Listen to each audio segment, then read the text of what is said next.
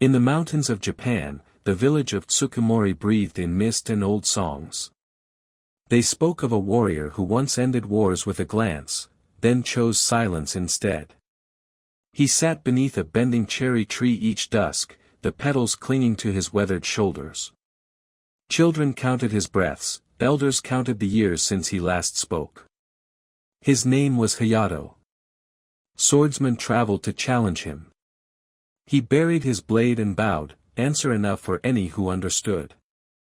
Some said guilt chained his tongue. Others said love. Only the mountain wind knew the story, and the mountain had never been generous.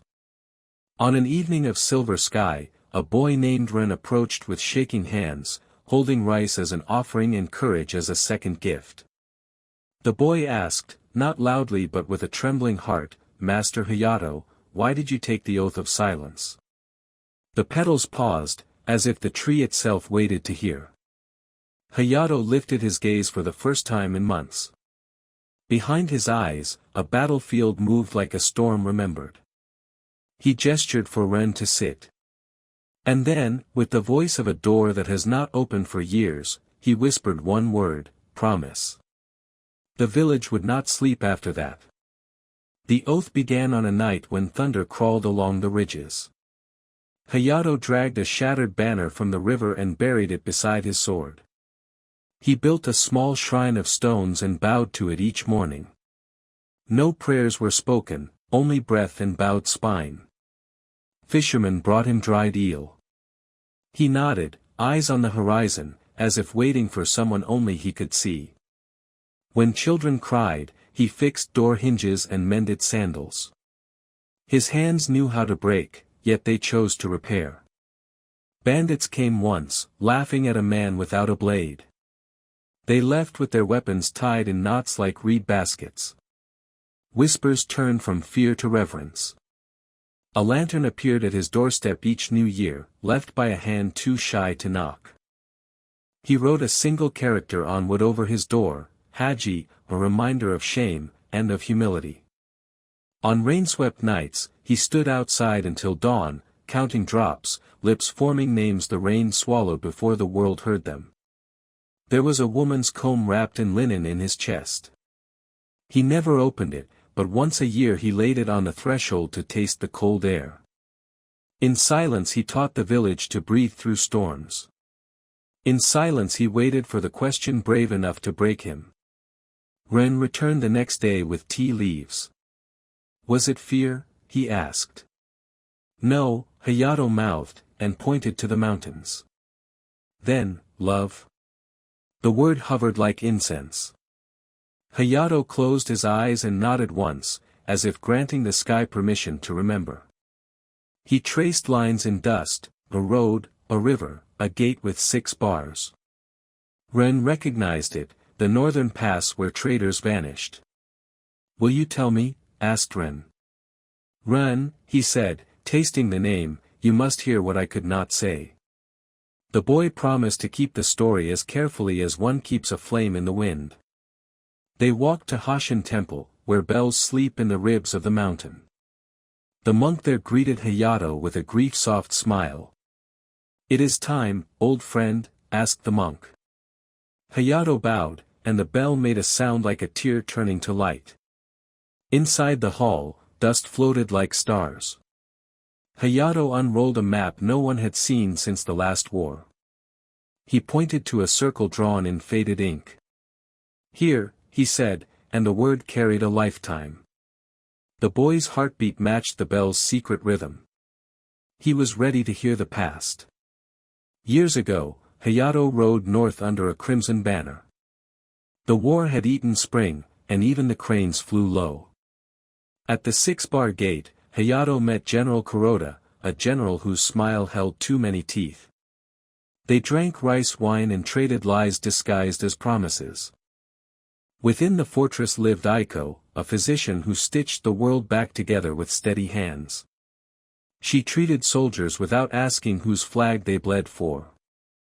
Hayato brought her wild herbs and clumsy jokes. She brought him silence that felt like home. Rumors said General Kuroda would burn 3 villages to starve an enemy. Aiko begged Hayato to stop him before the river ran black. He confronted General Kuroda beneath a lacquered roof. The general laughed. "Honor is a scabbard," he said. "What matters is the blade." A spy's message arrived at dusk. The burnings would begin that night. Aiko pressed a comb into Hayato's palm. "Promise me," she whispered. He promised, to end the fire before it found a hearth. He did not know promises can be traps we set for ourselves. The fortress gates opened like a mouth. Hayato rode with 10, then with 5, then alone into a field where the stars hid behind smoke. He reached the first village as torches took their first breaths. He cut the torches, not the hands that held them.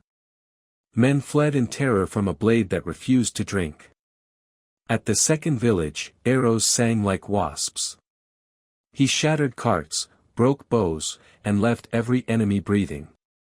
Mercy, he believed, could tame fire. At the third village, he found only ash, and a shawl he knew. The world went very quiet except for a single bell far away. He found Aiko at the edge of the third village, breath thin, hands blackened from pulling children out of fire. "You kept your promise," she said, "but you did not understand it." Her eyes held both winter and spring. She told him the truth, the fire was bait. General Kuroda wanted mercy to look like weakness, so the killing would be easier later. "If you spare a wolf, teach it to eat grass," she whispered, and smiled sadly at her own foolish hope. In the smoke, a small child cried under a cart. Aiko lifted the cart with trembling arms. Hayato saw the arrow too late. She fell without a sound. The bell he heard was his own blood learning to ring. He carried her to the river where cranes pause. She asked him for one last thing: "Promise me you will never take a life again." He said yes, though the word felt like a blade turning inward. She died with river light in her eyes. He buried his sword and his name. He tore the banner into bandages and dressed the wounds of men he once hunted. He would keep the oath even if the world mocked him for it. He would learn to be a wall that stopped violence without breaking the ones who ran against it. The vow was not silence of mouth but silence of blood. The village would know only the echo of his decision. And so began the years of mending, of breathing, of waiting for a reason to test a vow made to love. News came like a knife wrapped in silk. General Kuroda marched again, older and crueler, with eyes that knew Tsukumori by name. Scouts vanished at the northern pass. Smoke lifted where the river bends like a sleeping snake. Villagers begged Hayato to break his oath. He bowed and said, "I will protect you."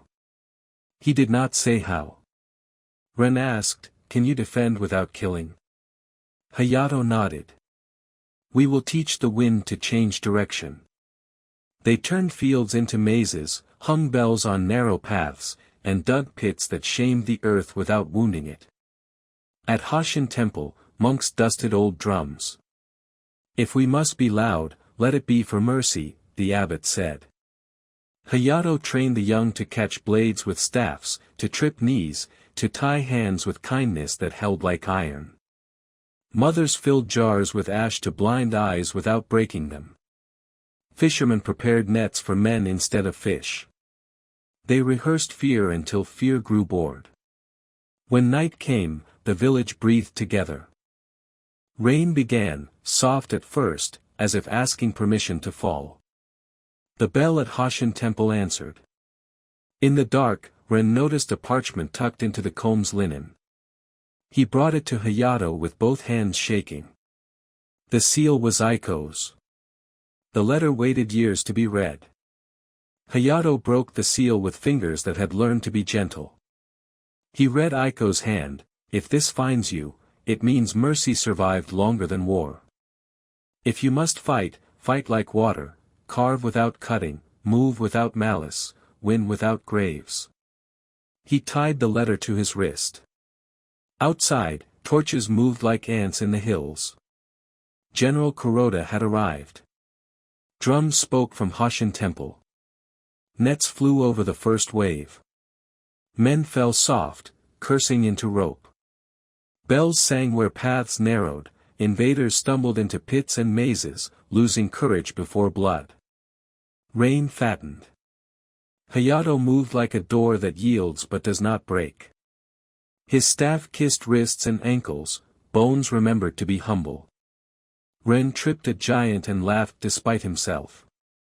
Remember the breath, Hayato said, almost smiling. Fire arrows met jars of ash, the night became a blind sea. No blade found a heart. A rider crashed through to the square, General Kuroda's envoy, demanding single combat to break the farce. Hayato stepped forward. He carried no sword. The envoy spat, thinking victory would be easy. They fought in rain that taught stones to shine. Hayato disarmed the envoy, bound him, and sent him back with tea and shame. From the hill, General Kuroda watched, lips thin. He raised his own blade and rode toward Tsukimori. The true duel had found its hour. General Kuroda entered the square like a storm that believed in itself. He dismounted and laughed at a man without a blade. Your mercy breeds weakness, he said. Your cruelty breeds cowards, said Hayato. The village held its breath. They circled in rain. Hayato moved like a memory of wind, the general like a falling tree. The comb at Hayato's wrist knocked softly against bone. Hayato trapped the general's sword in a loop of rope and wrenched it free. He placed steel at his own feet, not at the man's throat. Yield, he said. The general lunged barehanded. Hayato turned him, softly as one turns a sleeping child, into the mud. The boy ran to ring the bell not for victory, but for relief that did not taste like blood. When General Kuroda looked up, he saw a village unbroken and a man who would not kill him to prove a point. He left with his army smaller than his shame. Years later, Ren would tell this story under the same tree, and the petals would listen.